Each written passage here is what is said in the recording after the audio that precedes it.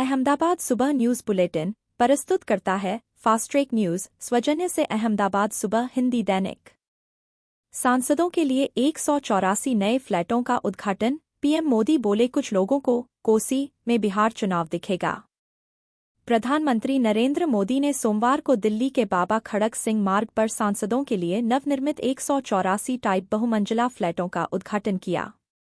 इस परियोजना का उद्देश्य सांसदों के लिए पर्याप्त आवास की तीव्र कमी को दूर करना और ऊर्ध्वाधर आवास प्रारूप में आधुनिक, पर्यावरण अनुकूल आवास प्रदान करना है। ड्रोन से निगरानी, 7,500 से ज्यादा सुरक्षाकर्मी, स्नाइपर्स। जानिए 15 अगस्त को लेकर कैसी है दिल्ली में सुरक्षा व्यवस्था। राष्ट्रीय राजधानी 15 अगस्त को स्वतंत्रता दिवस मनाने के लिए पूरी तरह तैयार है। दिल्ली पुलिस ने विशेष सुरक्षा उपाय लागू किए हैं और लगभग 25,000 लोगों के इस समारोह में शामिल होने की उम्मीद है।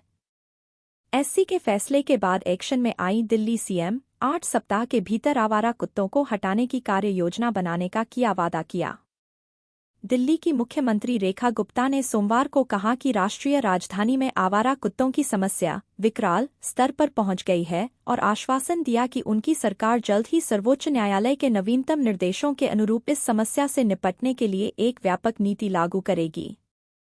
पुतिन संग बैठक से पहले खड़ा हुआ नया बखेड़ा, जेलेंस्की ने ट्रंप को किया बेइज्जत।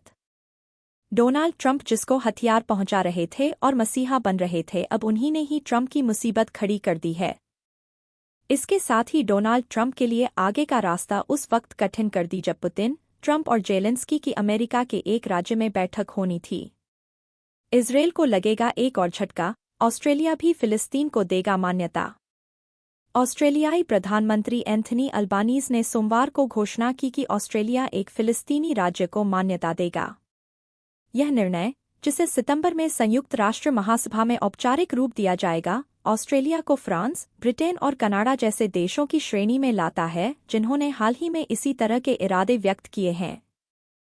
धन्यवाद। प्रस्तुत करता है अहमदाबाद सुबह हिंदी दैनिक। हमसे जुड़े रहने के लिए लाइक और सब्सक्राइब करें।